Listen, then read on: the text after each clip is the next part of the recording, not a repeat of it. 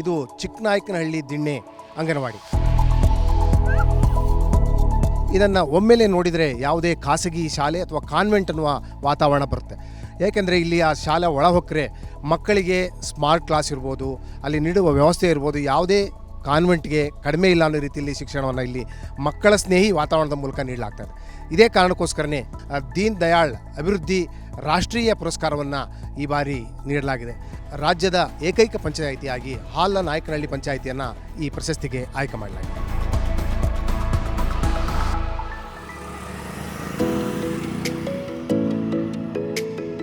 ಬೆಂಗಳೂರಿನ ಗದ್ದಲದ ನಡುವೆ ಒಂದು ಹಳ್ಳಿ ದೇಶದ ಗಮನ ಸೆಳೆಯುತ್ತಿದೆ. ಇದು ಕೇವಲ ಗ್ರಾಮವಲ್ಲ, ಬದಲಾವಣೆಯ ಮನ್ವಂತರ.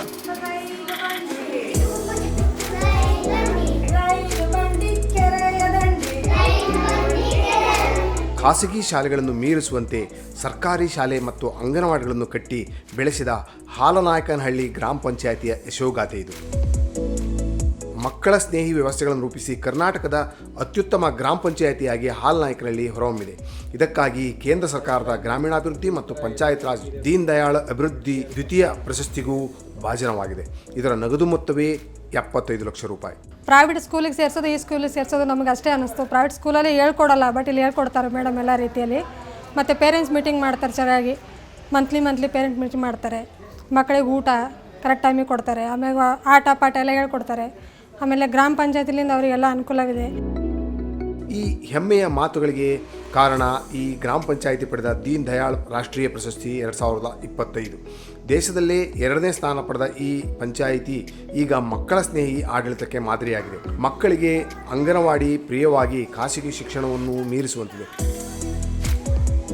ಉತ್ತರ ಕರ್ನಾಟಕ ಮಾತ್ರವಲ್ಲದೆ ಉತ್ತರ ಭಾರತದ ಮಕ್ಕಳು ಇಲ್ಲಿನ ಅಂಗನವಾಡಿಗೆ ಖುಷಿಯಿಂದಲೇ ಆಗಮಿಸುತ್ತಾರೆ. ಪೋಷಕರಿಗೂ ತಮ್ಮ ಮಕ್ಕಳಿಗೆ ಗುಣಮಟ್ಟದ ಶಿಕ್ಷಣ ಸಿಗುತ್ತಿರುವ ಜೊತೆಗೆ ಅನಗತ್ಯ ಆರ್ಥಿಕ ಹೊರೆ ತಪ್ಪಿದ ನೆಮ್ಮದಿ ಇದೆ. ಅಂಗನವಾಡಿಯಲ್ಲಿ ಶಿಕ್ಷಕಿ ಕಾವೇರಿ, ರಾಧಿಕಾ ಮತ್ತಿತರರ ತನ್ಮಯತೆ, ಗ್ರಂಥಪಾಲಕಿ ವಿಜಯಲಕ್ಷ್ಮಿ ಅವರ ಕಾಳಜಿ, ಪಂಚಾಯಿತಿಯ ಹಿಂದಿನ ಅಧ್ಯಕ್ಷರಾದಂತಹ ಸವಿತಾ ಹಾಗೂ ಎಲ್ಲ ಸದಸ್ಯರು, ಬೆಂಗಳೂರು ಜಿಲ್ಲಾ ಪಂಚಾಯಿತಿ, ಪೂರ್ವ ತಾಲೂಕು ಪಂಚಾಯಿತಿ, ಹಾಲನಾಯಕನಹಳ್ಳಿ ಗ್ರಾಮ ಪಂಚಾಯಿತಿ ಅಧಿಕಾರಿಗಳ ಜೊತೆಗೆ ವಿವಿಧ ಇಲಾಖೆಯ ಸಹಭಾಗಿತ್ವದಲ್ಲಿ ಇಂತಹದೊಂದು ಮಾದರಿ ವ್ಯವಸ್ಥೆ ರೂಪುಗೊಂಡಿದೆ. ನಾವು ಹೇಳ್ಕೊಡೋ ಹೋಮ್ವರ್ಕ್ಕಿಂತ ನೀವು ಹೇಳೋ ಹೋಮ್ವರ್ಕೇ ಮಾಡೋದು.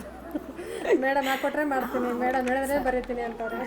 ನಾನು ಬಂದು ಸೇರಿದಾಗ 2011ನೇ ಇಸ್ವಿನಲ್ಲಿ ನಾನು ಜಾಯ್ನ್ ಆದೆ, ಫೆಬ್ರವರಿನಲ್ಲಿ. ಆವಾಗ ಬರೀ 4 ಮಕ್ಕಳಿದ್ದರು.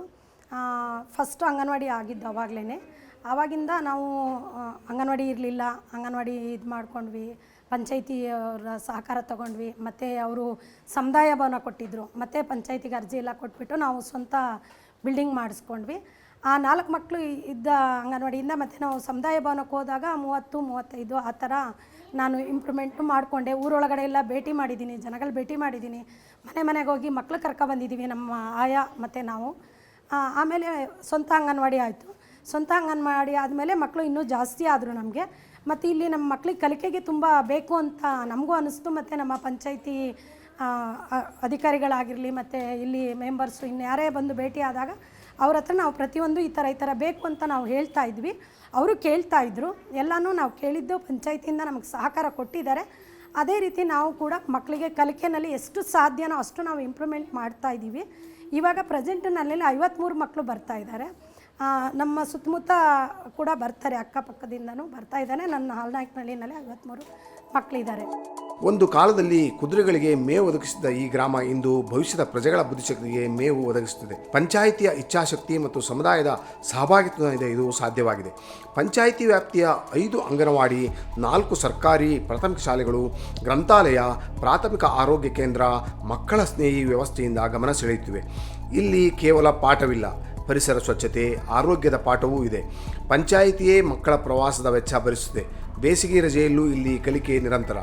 ಮಕ್ಕಳ ಭೌತಿಕ ಕಸರತ್ತಿಗೂ ಒತ್ತು ನೀಡುವ ಜೊತೆಗೆ ದೈಹಿಕ ಮತ್ತು ಮಾನಸಿಕ ಆರೋಗ್ಯಕ್ಕೂ ವರ್ಷವಿಡೀ ಗಮನ ನೀಡಲಾಗುತ್ತದೆ. ಗುಣಮಟ್ಟದ ಆಹಾರ, ಇದಕ್ಕೆ ಬೇಕಾದ ಖಾಸಗಿ ಸಂಸ್ಥೆಗಳಿಗೆ ಕಡಿಮೆ ಇಲ್ಲದಂತಹ ಮೂಲಸೌಕರ್ಯಗಳನ್ನು 6 ವರ್ಷದ ಅಂತರದಲ್ಲಿ ನಿರ್ಮಿಸಲಾಗಿದೆ. ಅಂಗನವಾಡಿಗಳು, ಶಾಲೆಗಳು, ಗ್ರಂಥಾಲಯ, ಆಸ್ಪತ್ರೆ ಆವರಣದಲ್ಲಿ ಒಂದು ಸುತ್ತು ಹಾಕಿ ಬಂದರೆ ಇದರ ಅನುಭವ ಆಗುತ್ತದೆ.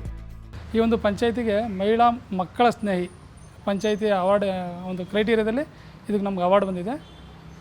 ಈ ಪಂಚಾಯಿತಿಯಲ್ಲಿ ತೆರಿಗೆ ವಸೂಲಾತಿ ಉತ್ತಮ ರೀತಿಯಲ್ಲಿದೆ. ಸುಮಾರು ಒಂದು 11.5 ಕೋಟಿ ತೆರಿಗೆ ವಸೂಲಾತಿ ಮಾಡ್ತೀವಿ ನಾವು. ಇದರಲ್ಲಿ ನಾವು ಸುಮಾರು ಒಂದು 10ರಿಂದ 15% ನಾವು ಮಕ್ಕಳ ಒಂದು ಸರ್ವತೋಮುಖ ಅಭಿವೃದ್ಧಿಗೆ ನಾವು ಬಳಕೆ ಮಾಡ್ತಾಯಿದ್ದೀವಿ.